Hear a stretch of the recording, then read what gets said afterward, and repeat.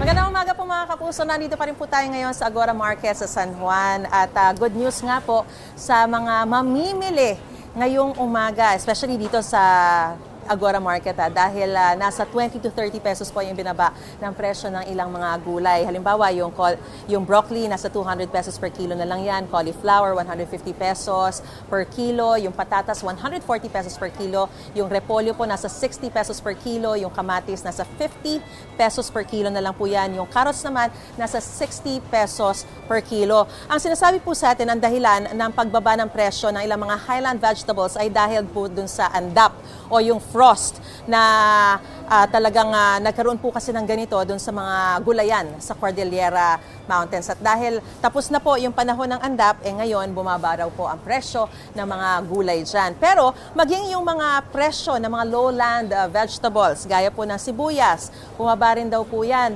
Nasa 140 pesos per kilo na lang yan. Bawang, nasa 140 pesos per kilo na lang din yan. Na ito po yung mahahalaga sa ating paggisa, no? At ang dahilan naman daw po kung bakit bumaba rin ang presyo ng ilang mga lowland vegetables ay dahil naman po sa panahon na ng anihan at inaasahan magiging mataas din yung produksyon o yung magiging maganda yung supply nito ngayong taon. Punta naman tayo dun sa ilang mga presyo ng ilang mga bilihin. No? Halimbawa, yung tilapia, nasa 140 pesos per kilo po yan. Yung bangus, tumaas po siya ng 10 pesos. Nasa 200 to 220 pesos na yan per kilo. Yung manok, tumaas din po yan. 20 to 30 pesos ang itinaas niyan. So, nasa 200 to 300 pesos per kilo na po yan. Yung baboy, 30 pesos po ang ibinaba. So, although generally po yan, pero dito sa Agora, hindi raw po gumalaw. So, nasa 320 pesos per kilo. Yung okra, 40 pesos ang ibinaba. Nasa 120 pesos per kilo na lang yan. Yung talong naman, nasa 20 pesos ang ibinaba. So, nasa 120 pesos per kilo na lang yan. O, ito good news sa mga mahihilig sa maanghang, gaya ko. Dahil bumaba po ang presyo ng sili.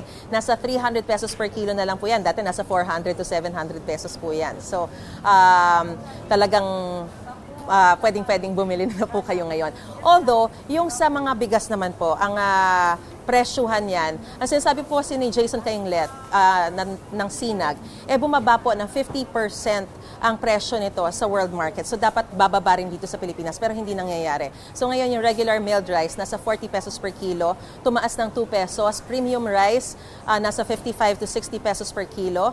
At ang glutinous rice, nasa 60 pesos per kilo. So, ngayon, alamin po muna natin yung sa loobin ng ilan nating mga kapuso na namimili dito sa Agora Market. Unahin na po muna natin yung nagbebenta. Si ate, good morning po. Ano pong pangalan po natin? Ruby po, Ruby. Alright. Doon po sa mga paninda ninyo, karamihan po ba ay nagsibabaan ng presyo o tumaas? Nagsibabaan ho yung marami. Good. Oo. So, kumusta po? Ano po ang epekto nito sa inyo bilang nagtitinda? Maganda ho kasi maraming makakabili na kaya na ng bulsa dahil bumaba na yung mga presyo. Pero kahit bumaba po yung presyo, mas tiba-tiba kayo, paldo? Hindi naman. Hindi ho, tama lang naman. Tama lang naman. Nakakahulog pa sa Bombay. Ay, ganun ba? Pero inaasahan po ba na medyo magtatagal pa na ganitong mababa ang presyo? Oo, ma'am. O, yan. So, narinig na po natin. Pagtungtong lang bagyo, yan na naman, taas na naman ang gulay. Alright. Ay, nako, sana wag naman ganun, ha? Pero good luck po sa inyo at sana talagang dumami pa ang inyong mga benta, no? Salamat ho. Ayan, tanungin naman po natin morning po. Kayo naman po ay namimili. Ano pong pangalan po natin? Dang po. Good morning po, ma'am. Good morning. So, ano po yung mga pinamimili ninyo ngayong umaga? Ano pong pinakakailangan natin? Gulay po. Ayan. Everyday, halos everyday na. So, nalaman nyo na po na bumaba ang presyo ng mga gulay? Bumaba po siya. Kumusta po bang, magkano po ba ang budget natin? Approximate lang. Approximate po sa gulay, almost 1,000. Wow. And then sa pagkain ng aso, 1,000 din. Ganun Kasi baboy yung pinapakain sa aso. So kumusta naman po ang pamimili ninyo? Masaya po ba kayo na nagsibabaan ng presyo? Okay lang, no problem. Mas maganda kasi bumaba yung gulay.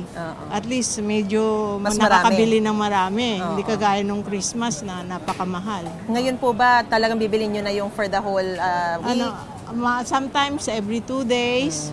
kasi pangit naman ini-stock sa ref. Yes. Okay. Alright, maraming po Okay, salamat thank at you po. happy Okay buying. po. Happy shopping. O ito pa, alamin pa po natin yung isa pa, ate. Good morning po sa inyo. Ano pong pangalan po natin? Janet po. Kayo naman po, magkano ang budget natin?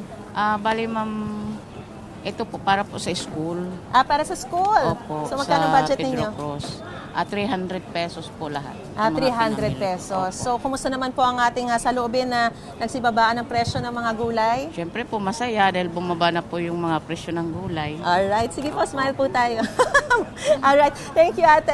So, yan po, masaya ang mga namimili, masaya ang mga nagtitinda dahil syempre bumaba ang presyo ng karamihan sa mga paninda rito. So, mas maraming nabibili at marami ring kita. So, yan po muna ang latest na sitwasyon mula pa rin dito sa Agora Market. Balik ko muna sa studio. Gusto mo bang mauna sa mga balita? Mag-subscribe na sa GMA Integrated News sa YouTube at tumutok sa unang balita.